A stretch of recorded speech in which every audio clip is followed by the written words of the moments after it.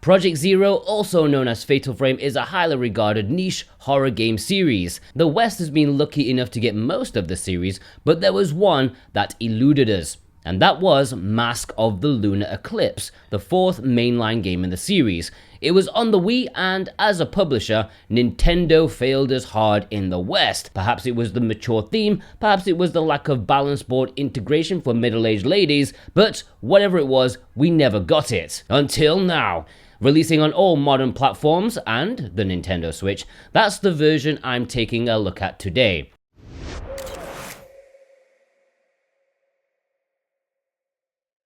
Before we do though, there is a subscribe button down there below. Do what you want with it, and also check out my brand new channel, A Bit More Jordan, for a lot more me long retrospectives on your favorite classic games. The story for Mask of the Lunar Eclipse is told through a handful of characters. The basic premise is that 10 years ago, the entire population of an island disappeared or died. Not only that, but 5 girls were kidnapped and later found deep in a cavern by a detective. They don't remember anything about their experience, but fast forwarding to the present day in the game, 2 of those girls have died. 3 of the surviving girls travel back to the place they were found on the mysterious Rogetsu Island in order to look for answers. And following in their footsteps is the detective who originally found them. The story entails of ancient rituals, mad doctors, and a mysterious affliction that's made this resort a nightmarish, uninhabited ghostland. The beginning of the story is kind of told out of order and it's a little bit confusing. It doesn't help that the 3 surviving girls all look pretty much the same. And no, don't go there because it's true. You stand them side by side and you've got 3 teenage girls with short black hair and slightly interesting outfits. Considering how wacky Japanese designers can get, they've been rather subtle here. It took me a few chapters before I settled down on who was who and who I was actually controlling at that time. I'm keeping the story spoiler free because personally, not remembering who was who aside, it is really great and a fascinating horror narrative that I wanted to find out every inch of what was going on. And the game is good at that. There's lots of little notes. You even have a notebook that jots down notable people, events, and past things. Adds a little bit of lore building to proceedings. It's definitely worth delving into this mystery. Now in terms of gameplay, you listen to me, Sunshine. As soon as you boot the game up, you head into their options menu and you change the controls to action mode because it's defaulted to classic mode, by which they mean arse mode. And if you do this, trust me, you will enjoy the game a lot more. Classic controls are not classic.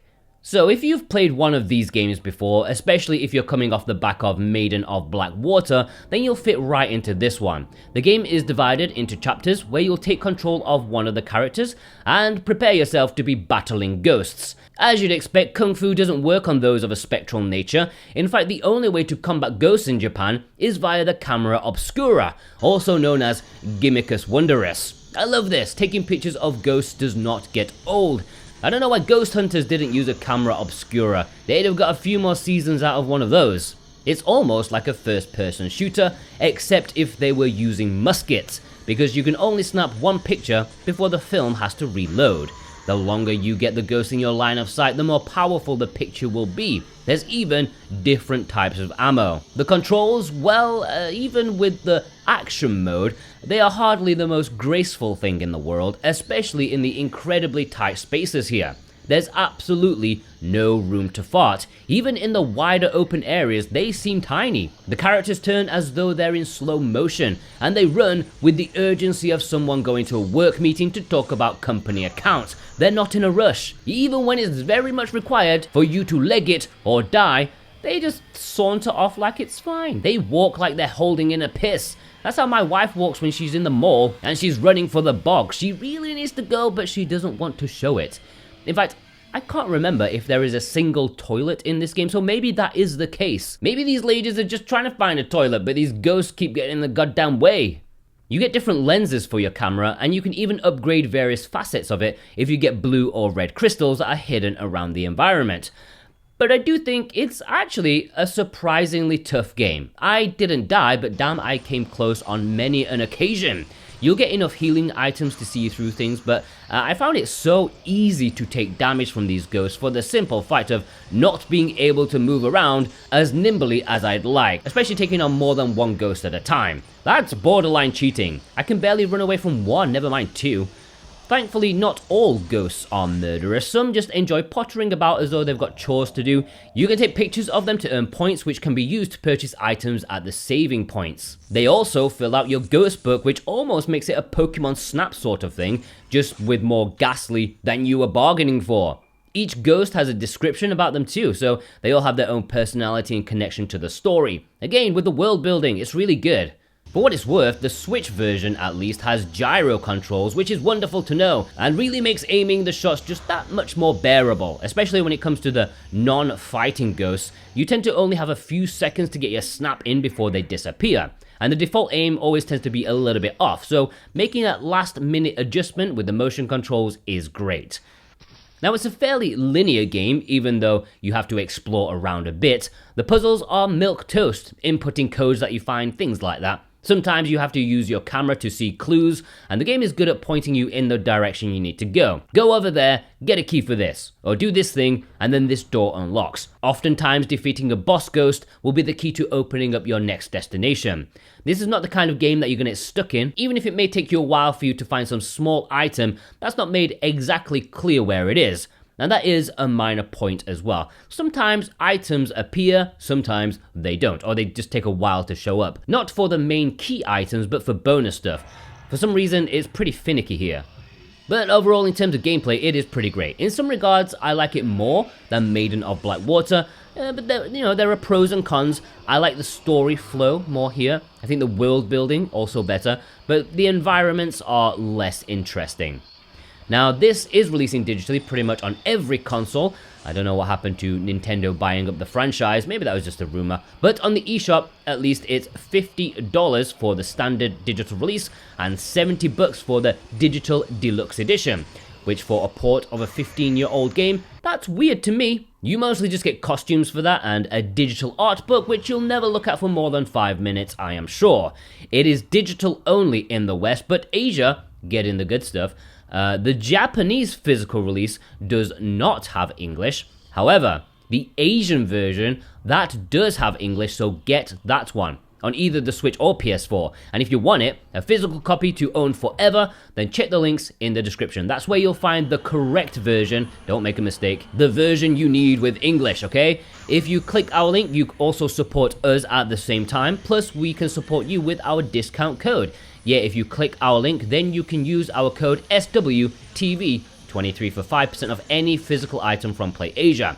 Now that code runs out at the end of March, at which point we will get a new code. So if you're watching in the future, be sure to subscribe and check out the latest Let's Get Physical video every Monday for the latest code updates. Do I think it's worth the digital price? It's hard to say. I mean, it's more expensive than the sequel, Fatal Frame 5, which released a few years back. That's a bit weird, but the production value is pretty good. I haven't played the original, but this doesn't look like a Wii game. They probably had to do more work on it than Maiden of Blackwater, which looked alright from the off. Either that, or the Wii was more powerful than I remember. It looks good, it sounds good, probably doesn't taste good, but then again, that's not the point. The character models are great, the effects are decent enough, and the textures are acceptable for me. I just really like the look here. Great lighting and atmosphere. You can see they're working with a budget, and I respect that. The audio is one of my favorite parts of the series, absolutely bang on. Take the visuals out of it, the audio is enough to make you bob yourself if you're playing alone at midnight. Just have a listen.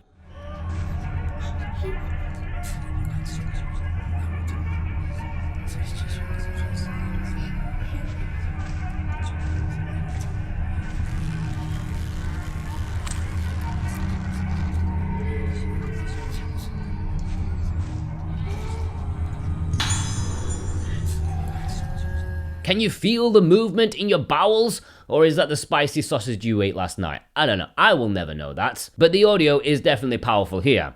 In terms of length, one playthrough will be about 10 hours, but there is wiggle room to play more thanks to having multiple difficulties and unlockables, which mostly take the form of costumes. What is it with Korean costumes? I think the different difficulties are worth doing. Nightmare lives up to its name. You also can't do everything in your first playthrough, and then there are these hidden dolls everywhere, which are often really snidey in how they are placed. There are loads of them, but I didn't find too many in my initial playthrough. So I would enjoy exploring this world more and getting all of those damn dolls. I don't think this is a one and done sort of thing. Maybe for some, but I do think there's enough incentive to keep playing after and going through at least 1 or 2 more times.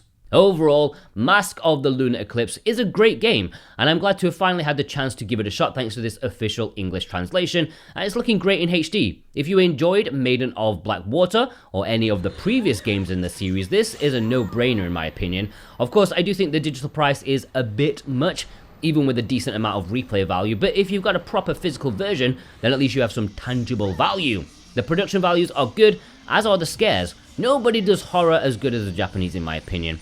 Of course, the controls during battle are less than graceful and almost comical in terms of how non-urgent the characters are and getting the hell away from the ghosts, but who plays horror games where the main characters are ninjas? It would be far less tense.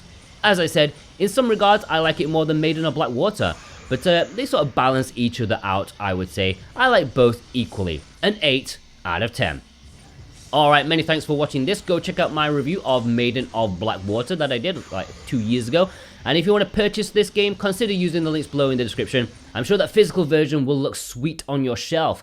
Be sure to check out some of our other stuff. We got a lot of good stuff for you to watch. And be sure to subscribe to not miss a thing and my new channel, A Bit More Jordan, for a lot more me. And if you watched all the way through and you're still listening to me babble on right now, I love you. And I want to know who you are. So leave me a ghost emoji in the comments in honor of this spooky spookiness. Have a good day.